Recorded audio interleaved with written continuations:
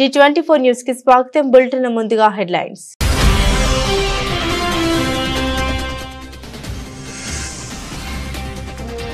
Press conference లో అంతరిక్షంలో అనుభవాల్ని పంచుకున్న సునీత విలియమ్స్. అంతరిక్షం నుండి ఇండియా అద్భుతంగా కనిపించిందని వ్యాఖ్య.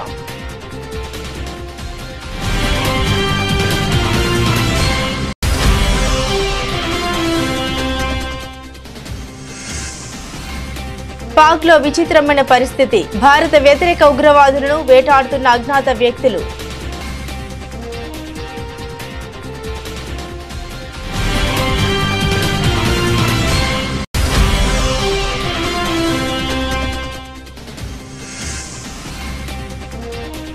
మా పాఠశాలలో విద్యార్థులకు తమిళం, తెలుగు భాషలను బోధిస్తున్నాం. వెల్లడించిన యూపీ సీఎం.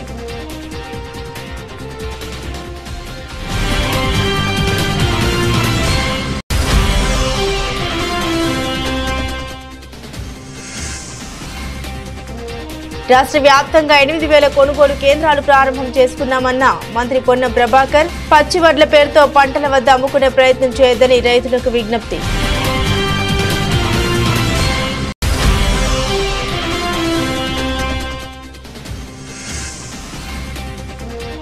బాపట్ల జిల్లాలో చంద్రబాబు పర్యటన. పర్చూరు నియోజకవర్గం కొత్తగొల్లపాలెం గ్రామంలో పెన్షన్ల పంపిణీ.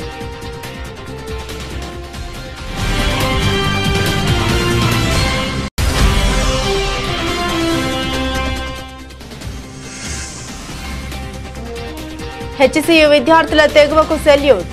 విద్యార్థుల ఉద్యమానికి మద్దతు ప్రకటించిన కేటీఆర్.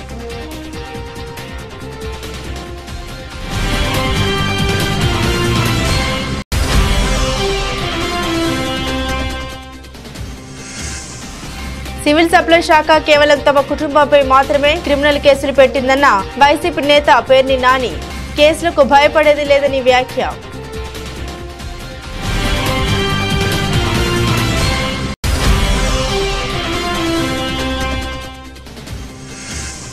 హెచ్సియు వివాదంపై బీజేపీ ఎమ్మెల్యే ఎల్లటి మహేశ్వర్ రెడ్డి సంచలన వ్యాఖ్యలు. రేవంత్ రెడ్డి హెచ్సియు భూమిని ప్రియాంక గాంధీ భర్తకు కట్టబెట్టే కుట్ర చేస్తున్నారని ఆరోపణ.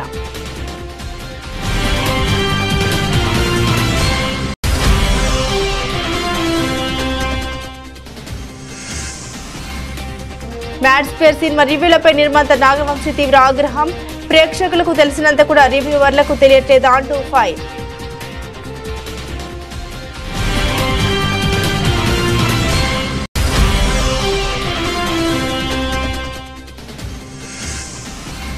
కుప్పకూలిన భారత స్టాక్ మార్కెట్లు. 1,300 పాయింట్లు పతనమైన సెన్సెక్స్.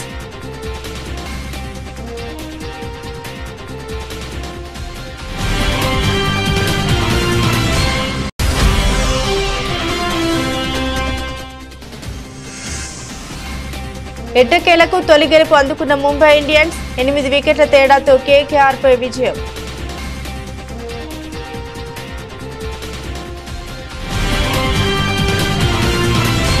ఇక వివరాల్లోకి వెళ్తే దాదాపు 9 నెలల పాటు అంతరిక్షంలో చిక్కుకుపోయిన భారత సంతతి వ్యోమగామి సునీత విలియమ్స్, మరో వ్యోమగామి బుచ్ విల్మోర్ ఇటీవల భూమి మీద సురక్షితంగా అడుగుపెట్టారు. తాజాగా నాసా నిర్వహించిన ప్రెస్ కాన్ఫరెన్స్ లో అంతరిక్షంలో అనుభవాలను వీరు పంచుకున్నారు. అంతరిక్షం నుండి భారత్ ఎలా కనిపించిందనే ప్రశ్నకు సమాధానంగా చాలా అద్భుతంగా కనిపించిందని సునీత తెలిపారు. తాము హిమాలయాల మీద నుండి వెళ్లిన ప్రతిసారి మంచు పర్వతాల అందాలను విల్మోర్ కెమెరాలో బంధించారని సునీత తెలిపారు. హిమాలయాలు అత్యద్భుతమని తెలిపారు. గుజరాత్, ముంబై వంటి ప్రాంతాల మీద నుండి వెళ్తున్నప్పుడు తీరం వెంబడి ఉండే మత్స్యకారుల పడవలు తమకు సిగ్నల్ మాదిరి పనిచేసేవని అన్నారు. భారత్కు వచ్చే అంశం గురించి సునీత మాట్లాడారు. తన తండ్రి పుట్టిన దేశానికి త్వరలోనే వెళ్లాలనుకుంటున్నానని తెలిపారు. ఇండియాలో ఉన్న బంధువులు, ప్రజలతో ముచ్చటించాలని, వారితో తన అనుభవాన్ని పంచుకోవాలని ఉందని అన్నారు. భారత్ ఒక గొప్ప ప్రజాస్వామ్య దేశమని కొనియాడారు. అంతరిక్ష రంగంలో విజయాలు సాధిస్తున్న దేశాల సరసన నిలుస్తున్న దేశమని కితాబునిచ్చారు. తనలో భారత్ మూలాలు ఉండడం తనకెంతో గర్వంగా ఉందని చెప్పుకొచ్చారు. India is amazing. Every time we went over the Himalayas, and I'll tell you, Butch got some incredible pictures of the Himalayas, just amazing. And you can see, like I've described it before, just like this ripple that happened, obviously when the plates collided, and then as it flows down into India, it's many, many colors. I think when you come from the east going into like Gujarat and Mumbai, the fishing fleet that's off the coast there gives you a little bit of a beacon that here we come. And then all throughout India, I think the impression I had was it was just like this network of lights from the bigger cities going down through the smaller cities. Just incredible to look at night as well as during the day, highlighted, of course, by the Himalayas, which was just incredible as a forefront going down into India. I hope, and I think for sure, I'm going to be going back to my father's home country and visiting with people and getting excited about the first, or not the first, but the Indian astronauts who's going up on the Axiom mission coming up. Pretty awesome. They'll have a hometown hero there of their own that will be able to talk about how wonderful the International Space Station is from his perspective. But I hope I can meet up at some point in time and we can share our experiences with as many people in India as possible, because it's a great country, another wonderful democracy that's trying to put its foot in the space countries, and we'd love to be part of that and help them along.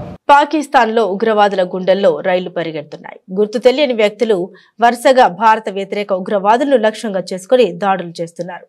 ఎప్పుడు ఎవరు వచ్చి కాల్చి చంపుతారో తెలియక భారత వ్యతిరేక ఉగ్రవాదులు బిక్కుబిక్కుమంటూ గడుపుతున్నారు. వారు బయటకి రావాలంటేనే హడలిపోతున్న పరిస్థితి కనిపిస్తుంది. తాజాగా కరాచీలో లష్కరే తోయిబా LET సంస్థకు ఫైనాన్షియర్ గా వ్యవహరిస్తున్న ఖాద్రీ అబ్దుల్ రెహమాన్ ను గుర్తు తెలియని వ్యక్తి కాల్చి చెప్పాడు. ఈ ఘటన పాక్ వాణిజ్య నగరమైన కరాచీలో చోటు చేసుకుంది. బైక్ పై వచ్చిన దుండగుడు రెహమాన్ ఒక దుకాణంలో నిలబడి ఉండగా కాల్పులు జరిపి అక్కడి నుండి పరారయ్యాడు. అబ్దుల్ రెహమాన్ 26/11 ఉగ్రదాడి సూత్రధారి హఫీజ్ సయ్యద్ కు సన్నిహితుడు. రెహమాన్ లష్కరే తోయిబా సంస్థకు ఆర్థికంగా వెన్నుదన్నుగా ఉంటూ కీలక పాత్ర పోషిస్తున్నట్లు గుర్తించారు. పాకిస్తాన్ భారత్లో ఎన్నో దాడులకు ఈ సంస్థ కారణం.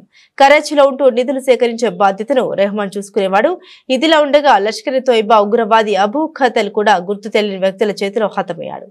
అబూ ఖతల్ 2017 రియాసీ బాంబు పేలుడు, 2023 జమ్మూ కాశ్మీర్ యాత్రికుల బస్సుపై దాడి ఘటనలో ప్రధాన సూత్రధారిగా ఉన్నారు. జాతీయ విద్యా విధానం నేషనల్ ఎడ్యుకేషన్ పాలసీలో భాగమైన త్రిభాషా సూత్రం 3 లాంగ్వేజ్ రో అమలు విషయంలో కేంద్రం తమిళనాడు ప్రభుత్వం మధ్య గత కొన్ని రోజులుగా వివాదం కొనసాగుతున్న విషయం తెలిసిందే. కేంద్రం ప్రతిపాదించినటువంటి త్రిభాషా సూత్రాన్ని స్టాలిన్ ప్రభుత్వం ముందు నుండి వ్యతిరేకిస్తూ వస్తుంది. దక్షిణాది రాష్ట్రాలపై హిందీని బలవంతంగా రుద్దడం ఏంటని ప్రశ్నిస్తుంది. ఈ వ్యవహారంపై ఉత్తరప్రదేశ్ ముఖ్యమంత్రి యోగి ఆదిత్యనాథ్ తాజాగా స్పందించారు. యూపీలోని పాఠశాలల్లో విద్యార్థులకు తమిళం, తెలుగుతో పాటుగా పలు రాష్ట్రాల అధికారిక భాషలు బోధిస్తున్నట్టు తెలిపారు. ఈ మేరకు తమిళనాడులోని స్టాలిన్ ప్రభుత్వంపై ఆయన తీవ్ర స్థాయిలో విమర్శలు గుప్పించారు. స్వార్థపూరిత రాజకీయ ప్రయోజనాల కోసమే త్రిభాషా విధానంపై వివాదాలు సృష్టిస్తున్నారని ఆరోపించారు. ఓ వార్తా సంస్థకి ఇచ్చిన ఇంటర్వ్యూలో యోగి ఆదిత్యనాథ్ మాట్లాడుతూ ఉత్తరప్రదేశ్లోని పాఠశాలలో విద్యార్థులకు తమిళం, తెలుగు, మలయాళం, కన్నడ, బెంగాలీ, మరాఠీ వంటి భాషలను బోధిస్తున్నాం. దీని కారణంగా మా రాష్ట్రం ఏమైనా చిన్నదైపోతుందా? దీనివల్ల రాష్ట్రంలో కొత్త ఉపాధి అవకాశాలు, ఉద్యోగాలను సృష్టించుకోగలుగుతున్నాం. కొందరు స్వార్థపూరిత రాజకీయ ప్రయోజనాల కోసం త్రిభాషా విధానంపై వివాదాలు సృష్టిస్తున్నారు.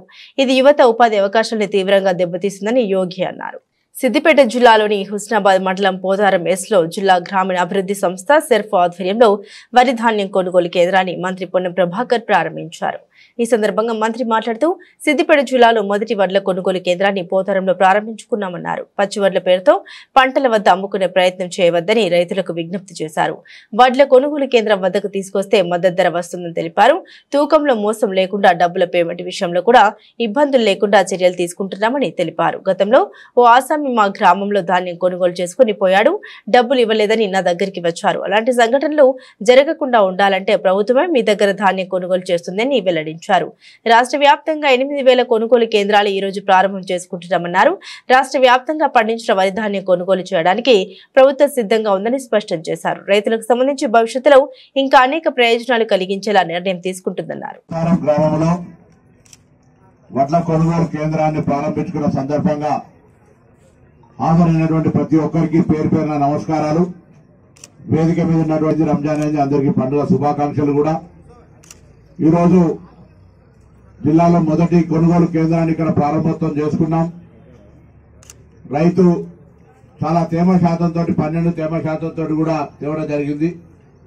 ఈ సందర్భంగా రైతులందరికీ ఒకటే విజ్ఞప్తి, ఎవరు కూడా పచ్చి వడ్ల పేరు మీద పంటగానే అమ్ముకునేటువంటి ప్రయత్నం చేయకండి.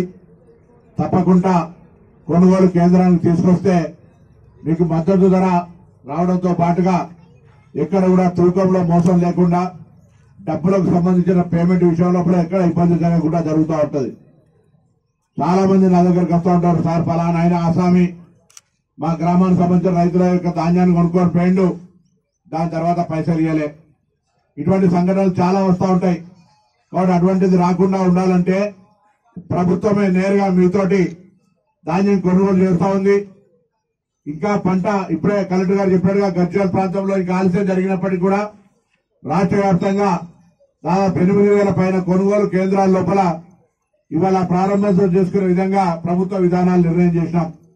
కొన్ని జాగాల పంట రాకపోతే ఆలస్యం అయితే ఉండొచ్చు కొనుగోలు కేంద్రాలు ప్రారంభం, కానీ ప్రభుత్వ విధానం మాత్రం ఏప్రిల్ 1 నుంచి.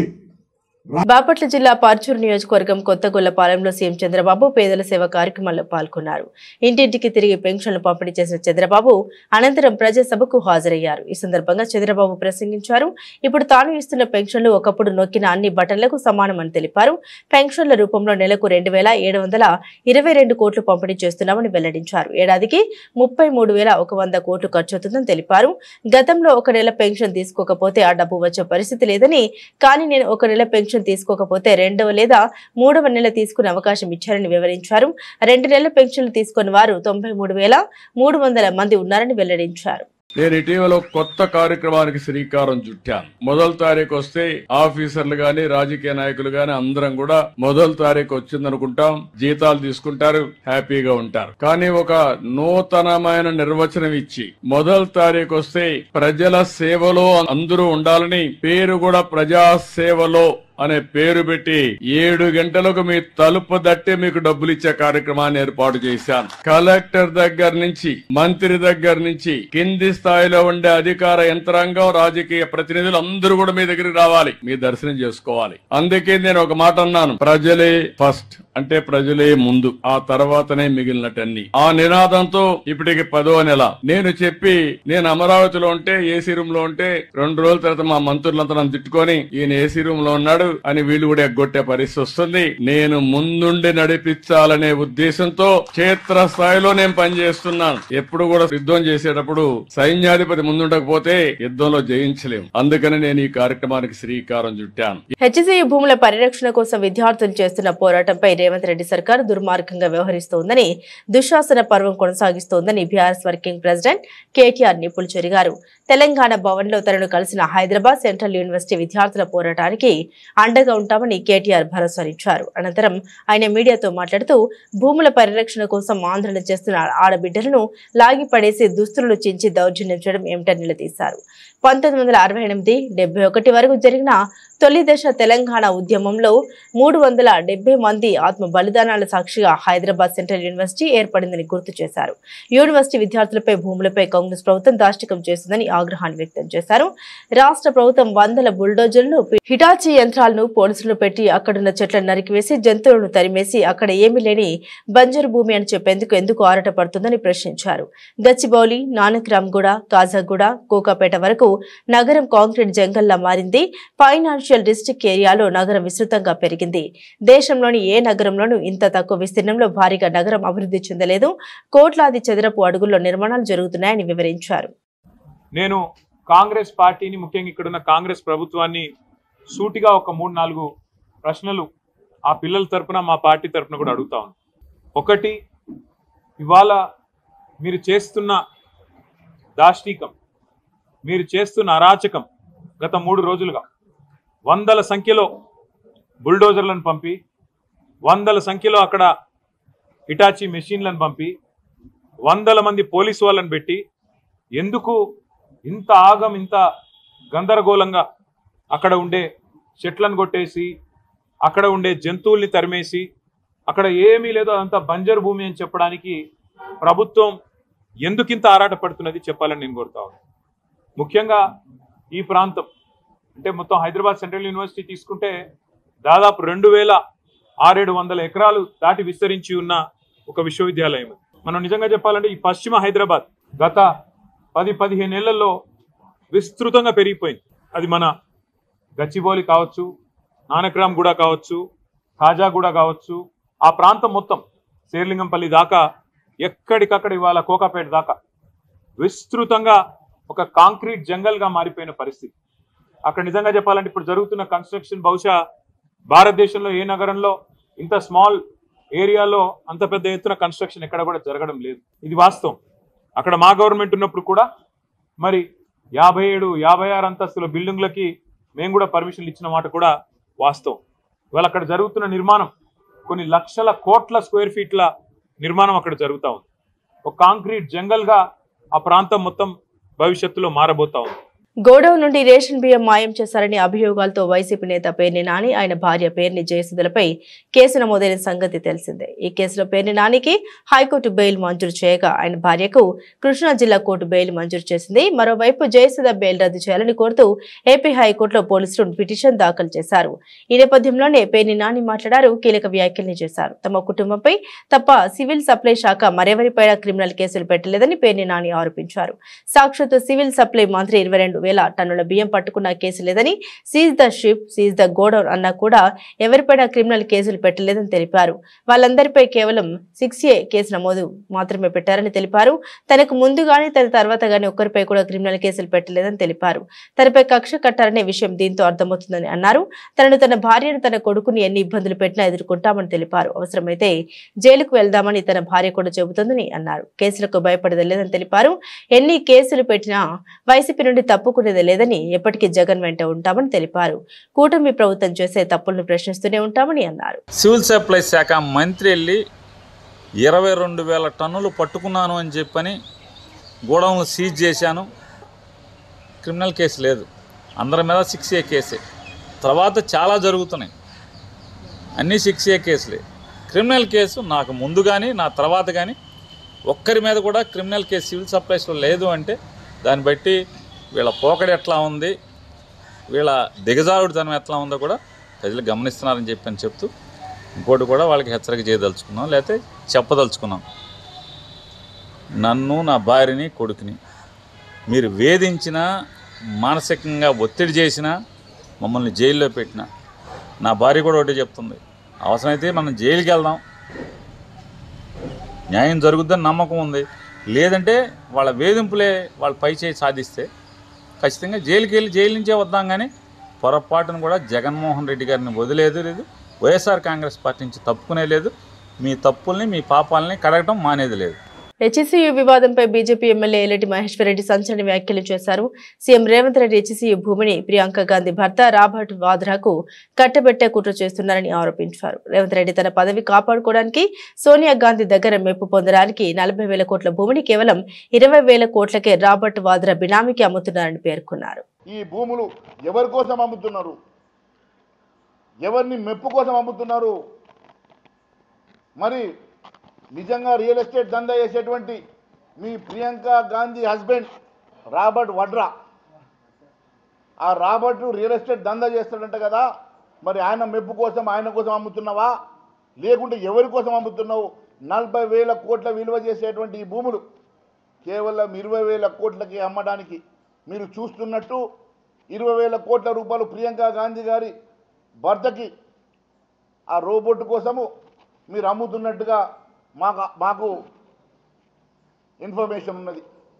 ఎట్టి పరిస్థితిలో మీ పదవి కాపాడుకోవడం కోసం, మీ రోబోట్ని మెప్పు కోసం, మీ సోనియా గాంధీ, ప్రియాంక గాంధీ మెప్పు కోసం 40,000 కోట్ల విలువ చేసే ఈ భూములు వారి బినామీలకు 20,000 కోట్లకు అమ్మడానికి మీరు చేస్తున్న మాట ఇది వాస్తవం కాదని అడుగుతున్నా. అనంతపురం జిల్లా పాపిరెడ్డిపల్లిలో టీడీపీ ఎమ్మెల్యే పరిటాల సునీత కక్ష సాధింపు వల్లే వైఎస్ఆర్సీపీ కార్యకర్త కురబ లింగమయ్య హత్యకు గురయ్యాడని రాప్తాడు మాజీ ఎమ్మెల్యే తూపు దుర్తి ప్రకాష్ రెడ్డి ఆగ్రహాన్ని వ్యక్తం చేశారు.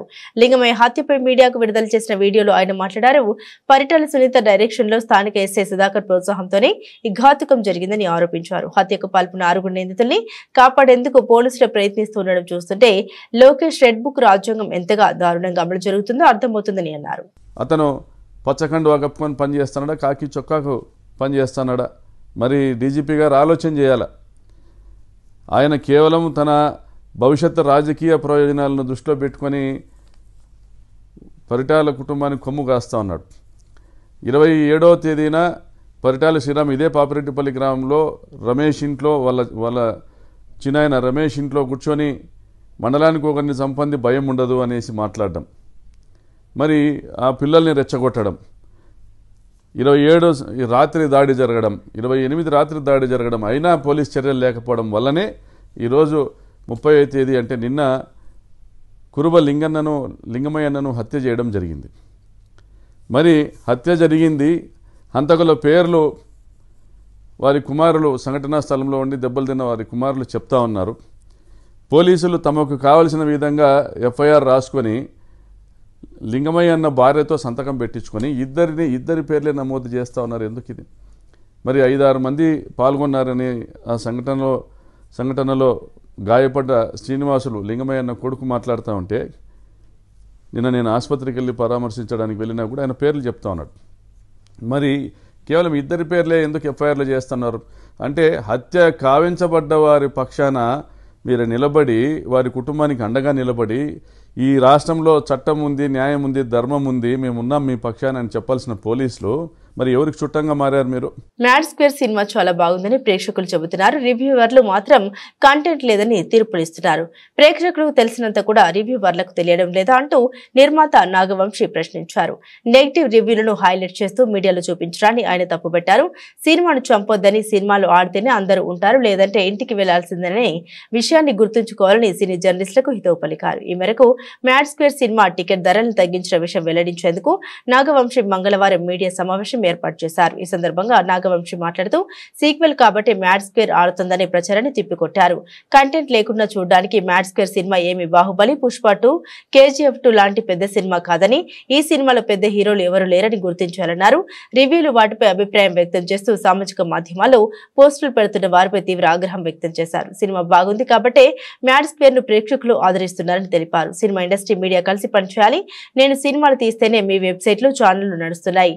మీ ఛానళ్లను మా సినిమాలే బతికిస్తున్నాయి. మేము ప్రకటన ఇస్తేనే మీ వెబ్సైట్లు పనిచేస్తాయి. సినిమా ఆడుతున్నప్పుడు కంటెంట్ లేని సినిమా ఎలా ఆడుతుందో తెలియదంటూ తీర్పులు ఇవ్వకండి. సినిమా ఆడితేనే మీరుంటారు, లేకుంటే మీరు ఇంటికి వెళ్లాల్సిందే. ఈ సినిమా ఇండస్ట్రీ మీరు నేను కోఎగ్జిస్ట్ అవ్వాలి. నేను సినిమాలు రిలీజ్ చేసి హిట్ అయ్యి నేను సినిమా తీస్తేనే మీ వెబ్సైట్ రన్ అవుతుంది. నేను యూట్యూబ్ ఇంటర్వ్యూ ఇస్తేనే మీ యూట్యూబ్ ఛానల్స్ రన్ అవుతాయి. మీ ఇండస్ట్రీలో మేము యాడ్ ఇస్తేనే మీ వెబ్సైట్ రన్ అవుతుంది. అంతేగాని సినిమాని చంపేయడానికి ట్రై చేయమాకండి. మీ రివ్యూలు మేమే కాదన్న, ఆ రోజు రివ్యూలు వచ్చిన తర్వాత నేను ప్రెస్ మీట్ పెట్టా, కానీ రివ్యూ గురించి ఏం కామెంట్ చేయాలి. నేను ఇప్పుడు రివ్యూ గురించి కామెంట్ చేయాలి. మీ ఒపీనియన్ మీ ఇష్టం. కానీ సినిమా ఆడుతున్న తర్వాత కూడా సినిమా ఎందుకు ఆడుతుందని అనాలిసిస్ మీరు ఇవ్వాల్సిన అవసరం లేదు. మీ జడ్జ్మెంట్ జనాలకు అక్కర్లా. జనం ఆల్రెడీ జడ్జ్ చేసేసి జనం చూస్తున్నారు దాన్ని. ఆ జడ్జ్మెంట్లు చేసి సినిమాని డిస్ట్రాయ్ చేయడానికి ట్రై చేయమాకండి. సినిమాలు ఆడితేనే మీరు ఉంటారు, లేకపోతే వెబ్సైట్ మూసి ఇంటికి రావాల్సి వస్తుంది అందరూ. అది గుర్తుపెట్టుకుని బిహేవ్ చేయండి నెక్స్ట్ టైం నుంచి. మరీ అసలు దాన్ని ఎక్స్ప్లోయిట్ చేయడానికి ట్రై చేయకూడదు కదా ప్రతిదానికి. మీకు అంతగా మా మీద పగుంటే దమ్ముంటే మానిపారండి, బ్యాన్ చేయండి. ఇప్పుడు నేను ఇంత కామెంట్ చేశాను కదా, నా సినిమాలు బ్యాన్ చేయండి, నా సినిమా ఆర్టికల్స్ రాయకండి, నా దగ్గర యాడ్ తీసుకోకండి, నా సినిమాలు రివ్యూ రాయకండి, చూసుకోండి, నాకేం అవసరంలా. మీరు మానేయండి, మమ్మల్ని బ్యాన్ చేయండి, చూస్తా నేను. నా సినిమా నేను ఓపెన్గా చెప్తున్నా, నా సినిమా బ్యాన్ చేయండి, నా ఆర్టికల్స్ రాయకండి, నా సినిమా ఆర్టికల్స్, నా సినిమా రివ్యూ రాయకండి. నేను ఎలా ప్రమోట్ చేసుకోవాలి, సినిమా నేను ప్రమోట్ చేసుకుంటా. మీరు వెబ్సైట్లు ప్రమోట్ చేస్తేనే సినిమాలు ఆడట్లేదు కదా. అది నా ఒక్క డెసిషన్ కాదు కదా, ఇది నా సినిమాల గురించి కాబట్టి నేను చెప్పా. నాకు మన మీద బతుకుతూ మనల్ని ఎందుకు చంపాలనుకుంటున్నారని అడుగుతున్నా అంతే. మన మీద బతుకుతున్నారా, మనల్ని చంపాలని ఎందుకు అనుకుంటున్నారు? ఏంటి ఆ సాడిజం? ఆసియా కుబేరుడు బిలియనియర్ ముఖేష్ అంబానీ కుమారుడు Reliance industries limited director Anant Ambani Gujarat లోని జామ్నగర్ నుండి ద్వారకాకు కాలినడకన వెళ్తున్నారు.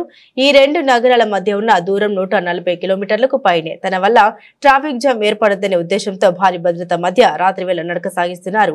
ఏప్రిల్ 10న తన పుట్టినరోజు నాటికి అనంత్ ద్వారకాకు చేరుకుని ప్రత్యేక పూజలు చేయనున్నారు. ఈ సందర్భంగా ఆయన మంగళవారం తెల్లవారుజామున మీడియాతో మాట్లాడారు. జామ్నగర్ లోని తమ ఇంటి నుండి ద్వారకా వరకు ప్రారంభమైన పాదయాత్ర గత 5 రోజులుగా కొనసాగుతోందని అనంత్ అంబానీ తెలిపారు. మరో 4 రోజుల్లో ద్వారకాకు చేరుకుంటామన్నారు. ద్వారకాధీశుడి ఆశీర్వాదం కోసం ఈ పాదయాత్ర చేస్తున్నట్టు తెలిపారు. యువత ద్వారకాధీశుడిపై విశ్వాసం ఉంచాలన్నారు. ఏదైనా పనిచేసే ముందు ద్వారకాధీశుడిని స్మరించుకోవాలని తెలిపారు. అప్పుడు ఆ పని ఖచ్చితంగా ఎటువంటి అడ్డంకులు లేకుండా పూర్తవుతుందని తెలిపారు. దేవుడు ఉన్నప్పుడు ఆందోళన చెందాల్సిన అవసరం లేదని అనంత్ అంబానీ తెలిపారు. મારું યાત્રા ચાલે છે, પદયાત્રા. અહીંયા જામનગર અમારા ઘરથી દ્વારકાધીશ સુધી, અને બસ આ બધાના આશીર્વાદ રહે અને શિવજી બાબા દ્વારકાધીશના બધા ઉપર કૃપા રહે. આ જ મારી પ્રાર્થના છે. અને અમે હમણાં પદયાત્રામાં 5 દિવસથી ચાલીએ છીએ અને 2-4 દિવસમાં પહોંચી જશું. એ જ દ્વારકાધીશ તો બધાના રાજા છે અને અમારા બધાના એ માલિક છે ને શ્રીજી બાબાના આશીર્વાદથી એ મને શક્તિ આપી છે ચાલવા માટે, તો હું ચાલું છું અને આ મારું પહેલું વાર છે અને બસ એટલા જ કહું કે જય દ્વારકાધીશ. દ્વારકાધીશનું કૃપા રહે અને બધા શ્રીજી બાબા બધાને સંભાળીને રાખે ને બધાને આશીર્વાદ આપે. એ જ બધા યુવાને ભગવાનના પ્રતિ પ્રેમ રાખવું જોઈએ અને બધા યુવાને સનાતન પ્રતિ પ્રેમ રાખવું જોઈએ અને બધા યુવાને બસ એ જ મારી બધા યુવાને એક મેસેજ મોકલાવું છું મારા ભાઈઓ અને મારા મિત્રોને કે આપ બધા શ્રીજી બાબાના આશીર્વાદ લઈને આગે વધો અને જ્યારે ભગવાન છે તો કંઈ ચિંતા નહીં કરવાનું. એ જ కొత్త ఆర్థిక సంవత్సరం తొలి రోజునే దేశీయ స్టాక్ మార్కెట్లు కుప్పకూలాయి. అమెరికా సుంకాల ఆందోళనతో సెంటిమెంట్ దెబ్బతింది. ఈ క్రమంలో పెద్ద ఎత్తున మార్కెట్లు పతనమవుతున్నాయి. ఈ సందర్భంగా సోమవారం మార్కెట్లు పనిచేయని విషయం తెలిసిందే. మంగళవారం మార్కెట్లు నష్టాలతోనే మొదలయ్యాయి. ప్రారంభంలోనే సెన్సెక్స్ 639.13 పాయింట్లు తగ్గి 76,775.79 పాయింట్ల వద్ద ట్రేడ్ అవుతుంది. నిఫ్టీ సైతం 180.25 పాయింట్లు తగ్గి 23,339.10 పాయింట్లకు చేరుకుంది. సెన్సెక్స్ 1265.12 పాయింట్లు తగ్గి 76,149.80 పాయింట్ల వద్ద ట్రేడ్ అవుతుంది. ఇక నిఫ్టీ 322.65 పాయింట్లు తగ్గి 23,196.70 పాయింట్ల వద్ద కొనసాగుతుంది. అమెరికా అధ్యక్షుడు డొనాల్డ్ ట్రంప్ ప్రతీకార టారిఫ్లపై బుధవారం తుది నిర్ణయాన్ని ప్రకటించే అవకాశం ఉంది. ఈ క్రమంలో మార్కెట్లు తీవ్ర ఒత్తిడిని ఎదుర్కొంటున్నాయి. అదే సమయంలో Infosys, TCS, Bajaj Finance, HDFC Bank, Axis Bank, Bajaj Finserv, HCL Technologies, Maruti Suzuki షేర్ల అమ్మకాలతో మార్కెట్ పై మరింత ఒత్తిడి పెరిగింది. ఇక చమురు ధర పెరగడం కూడా ఓ కారణం. బ్రెంట్ క్రూడ్ ఆయిల్ బ్యారెల్ ధర 1.51% పెరిగి $74.74 చేరుకుంది. ఇక భారీ చమురు దిగుమతులపై ఆధారపడుతుండగా చమురు ధరల పెరుగుదల మార్కెట్ల సెంటిమెంట్ దెబ్బతీసింది.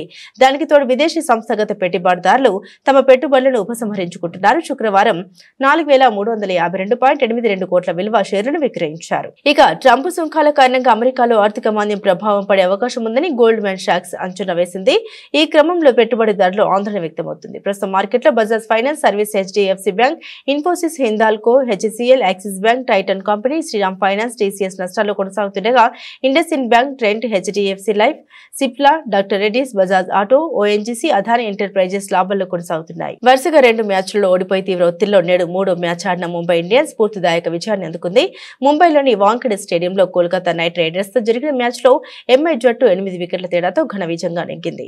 తొలుత ముంబై ఇండియన్స్ పేసర్ అశ్విన్ కుమార్ 4 వికెట్లతో రాణించగా కేకేఆర్ 16.2 ఓవర్లలో 116 పరుగులకే ఆల్అౌట్ అయింది. అనంతరం స్వల్ప లక్ష్యాన్ని ముంబై ఇండియన్స్ 12.5 ఓవర్లలోనే ఛేదించింది. ఈ క్రమంలో 2 వికెట్లు కోల్పోయి 121 పరుగులు చేసింది.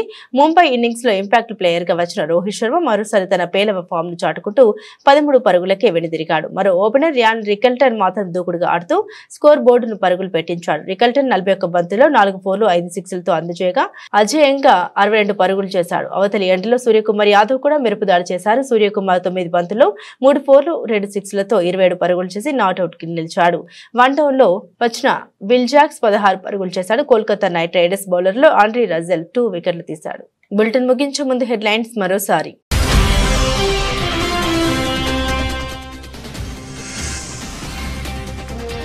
ప్రెస్ కాన్ఫరెన్స్ లో అంతరిక్షంలో అనుభవాల్ని పంచుకున్న సునీత విలియమ్స్. అంతరిక్షం నుండి ఇండియా అద్భుతంగా కనిపించిందని వ్యాఖ్య.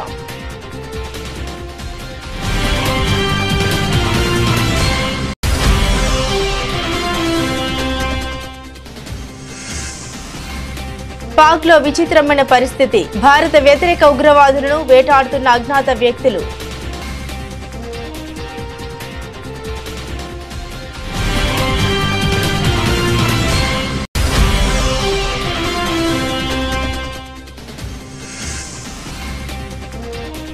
మా పాఠశాలలో విద్యార్థులకు తమిళం, తెలుగు భాషలను బోధిస్తున్నాం వెల్లడించిన యూపీ సీఎం.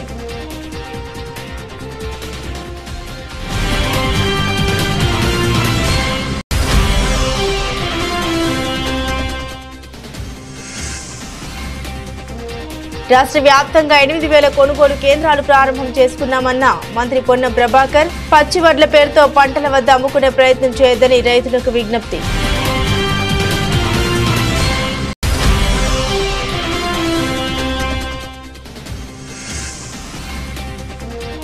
బాపట్ల జిల్లాలో చంద్రబాబు పర్యటన. పర్చూరు నియోజకవర్గం కొత్తగొల్లపాలెం గ్రామంలో పెన్షన్ల పంపిణీ.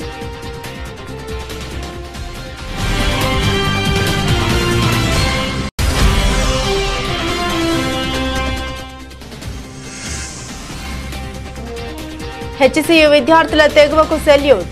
విద్యార్థుల ఉద్యమానికి మద్దతు ప్రకటించిన కేటీఆర్.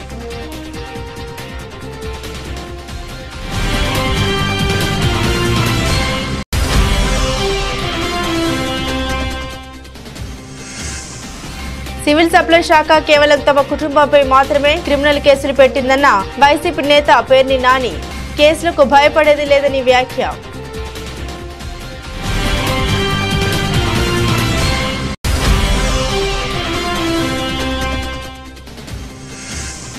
హెచ్సియు వివాదంపై బీజేపీ ఎమ్మెల్యే ఎల్లటి మహేశ్వర్ రెడ్డి సంచలన వ్యాఖ్యలు. రేవంత్ రెడ్డి హెచ్సియు భూమిని ప్రియాంక గాంధీ భర్తకు కట్టబెట్టే కుట్ర చేస్తున్నారని ఆరోపణ.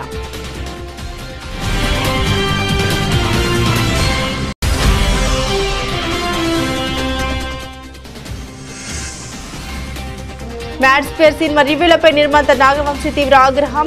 ప్రేక్షకులకు తెలిసినంత కూడా రివ్యూవర్లకు తెలియట్లేదా అంటూ ఫైర్.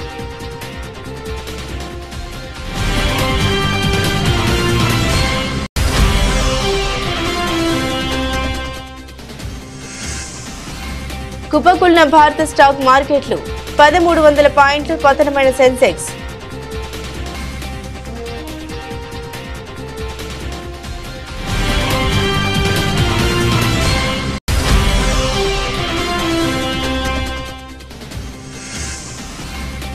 ఎట్టకేలకు తొలి గెలుపు అందుకున్న ముంబై ఇండియన్స్. 8 వికెట్ల తేడాతో కేకేఆర్ పై విజయం.